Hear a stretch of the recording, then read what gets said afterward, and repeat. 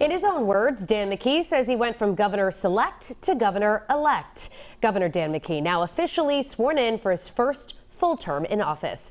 Good evening, I'm Shannon Heggie. I'm Mike Montecalvo. The 71-year-old was joined by his family at the Rhode Island Convention Center today for his inauguration, along with several other elected officials. And while today was about celebration, the death of former Governor Lincoln Almond was also top of mind for many.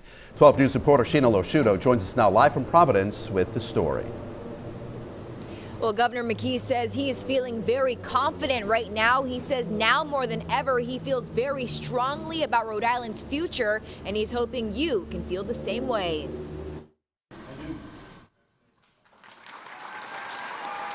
From improving education to increasing incomes, Governor Dan McKee lays out his goals for Rhode Island, now officially sworn in for a 4-year term. Every community in our state is important, and so are the unique and diverse communities. Joining him on the stage, other elected officials taking an oath.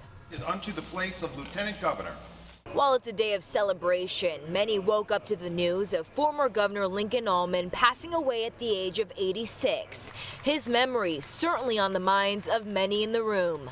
I want to acknowledge the loss of a Rhode Island champion today and former Central Falls resident, Governor Lincoln Almond.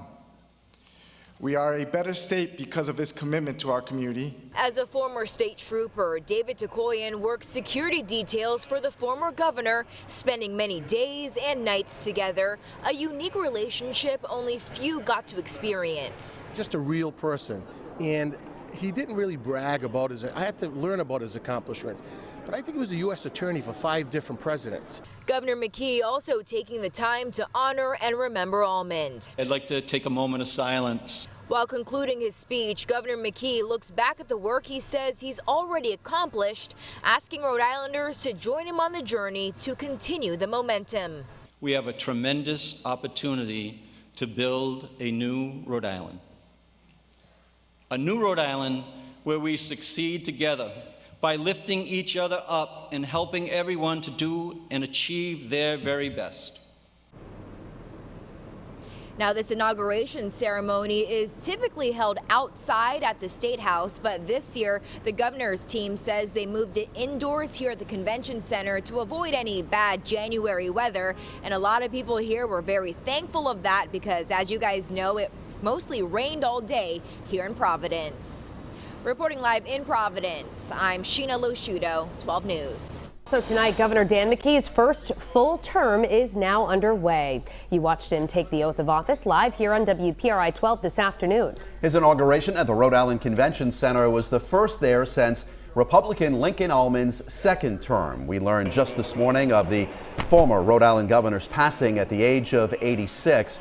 Many paying tribute to Almond at today's ceremony. 12 News reporter Sheena Losciuto joins us live with a wrap-up of today's ceremony, including Governor McKee's vision for the next 4 years.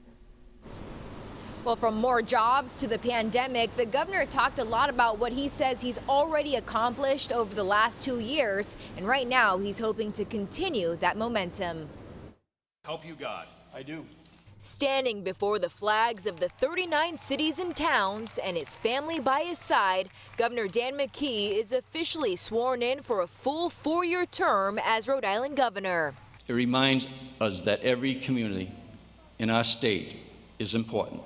Then Lieutenant Governor McKee took over as governor in 2021.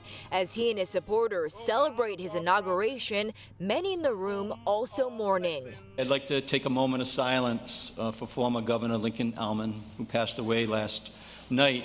Former Governor Lincoln Almond was 86 years old, elected in 1994 after holding the office of Rhode Island U.S. Attorney for years. The presence and the memory was felt here in the room. Senator Sheldon Whitehouse worked closely with Almond in multiple roles, including when Whitehouse was the AG. And the Attorney General and the Governor have to work together on a lot of issues for the state, and we worked very well together. He was a good man and very honest. With his love for his family and state in mind, McKee shares his 3 main goals as governor. The first, raising incomes for Rhode Islanders. I mean investing in all of us and ensuring Rhode Islanders have the skills to get good paying jobs.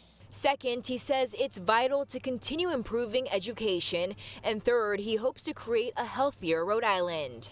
Let's stay focused, not on what divides us, but what makes us stronger and what brings Rhode Islanders together. I'm humbled by the challenges before us, but I've never believed more strongly in our state's future. And again today, this ceremony was held at the convention center indoors, and really security was pretty tight around here today. We actually got to see some more personal sides of these elected officials today. Others beside the governor were also sworn in. I'm Sheena Loshuto, 12 News.